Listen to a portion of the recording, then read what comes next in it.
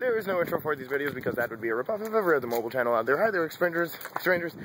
Yes, 2 days ago, even though it was uploaded today, I talked to you about the Israeli voting system. And this morning, I talked to you about the different parties.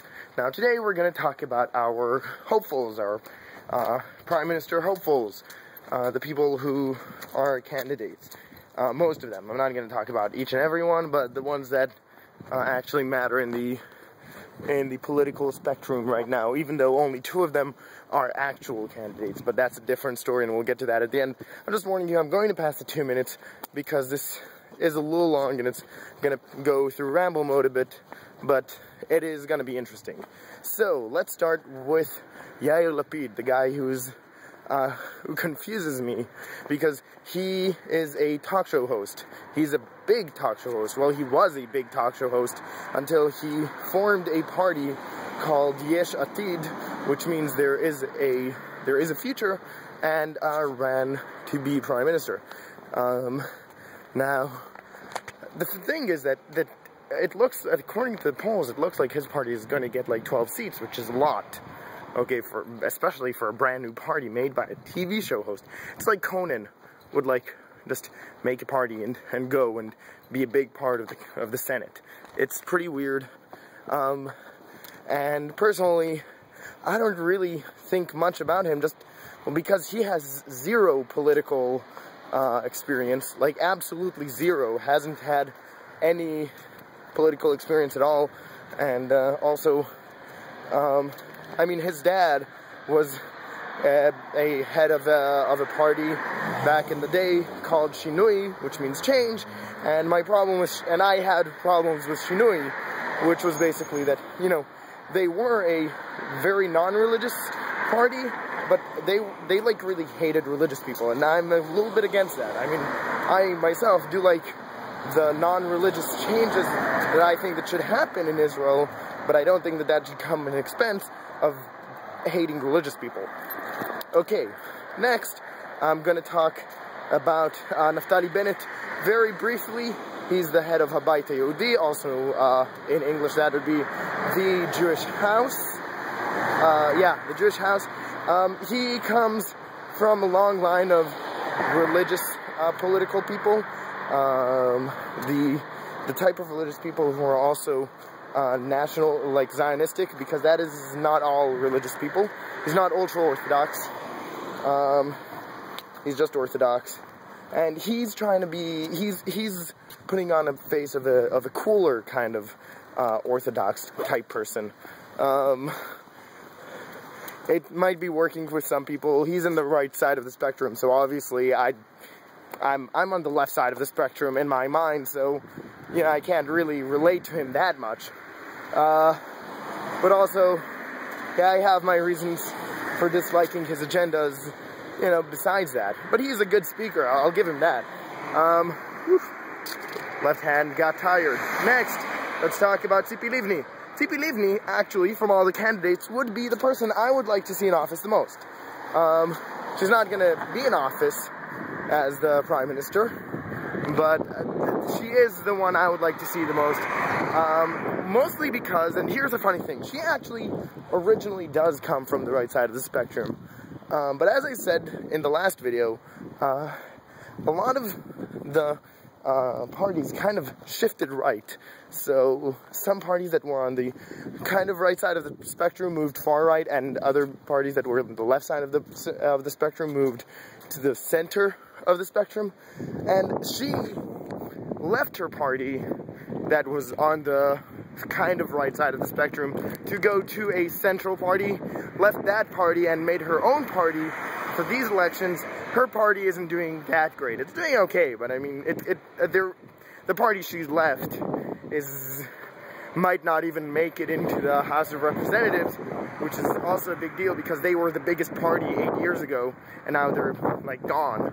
But she's still not big enough to, like, she does have enough votes to be in the House of Representatives, but she doesn't have enough to be a big party and be considered for the Prime Ministry.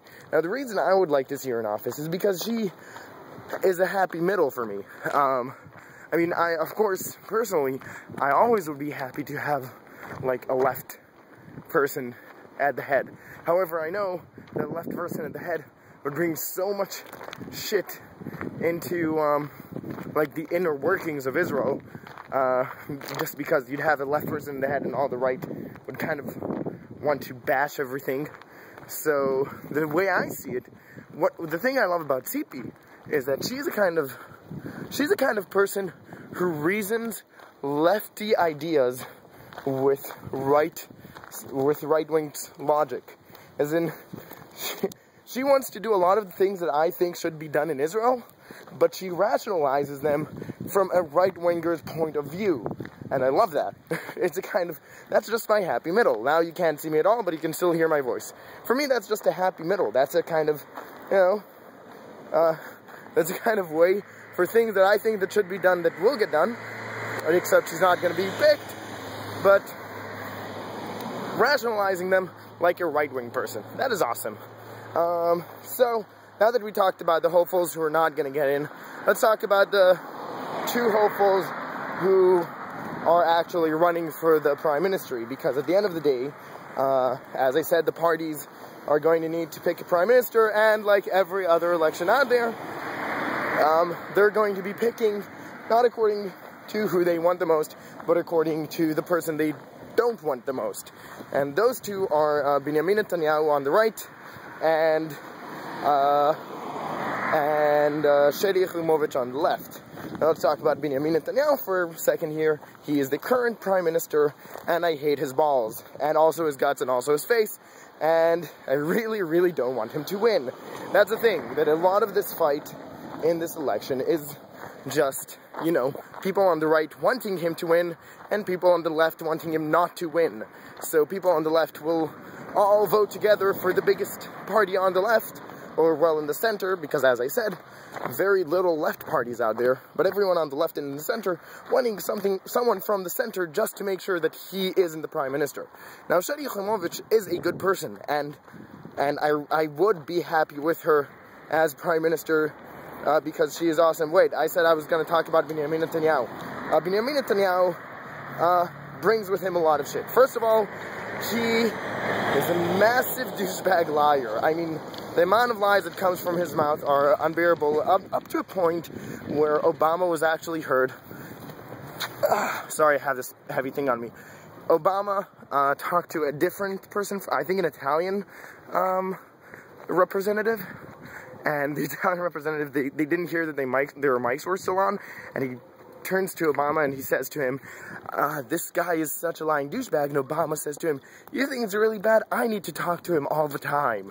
And this was heard, and there's a good reason for this. Now the point is that as much as we're not big fans of, you know, as much as Israel likes to think that, you know, we'll do what we want and the world can go suck our dicks and everyone hates us anyway, Israel really doesn't want the world to go against it, and Benjamin Netanyahu is really not helping us on that front, and that is one thing. Also, I really am afraid, and this is a true concern, that if he's prime minister, we'll be in a war with Iran in like a year, and with the Palestinians in like half a year.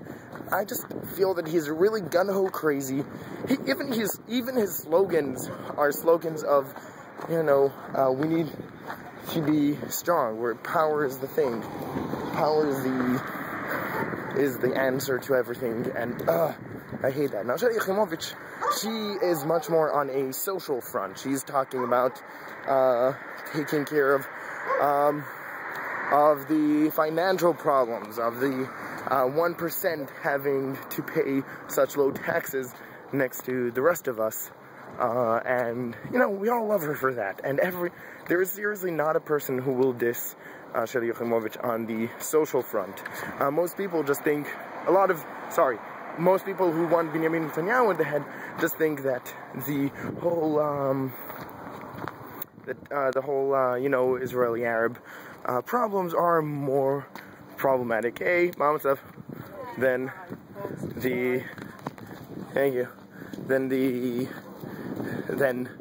taking care of social issues, which of course is a load of bullshit. But hey, that is my opinion. So Shadi Yachimovich is really a good person, and I will be happy to see her as Prime Minister, and it's not a lost cause for a lot of Israelis who think that it is. Because just because Benjamin Netanyahu is in the head of the biggest party doesn't mean he wins, because he does need a majority of vote in the House of Representatives, and if the House of Representatives has more people on the left who will vote for Shelley, then she will win. And so I'm just saying, and I'm just got home, and this is already 10 minutes long, so I think that I'm done. Thanks for watching, have an awesome day, night, subscribe.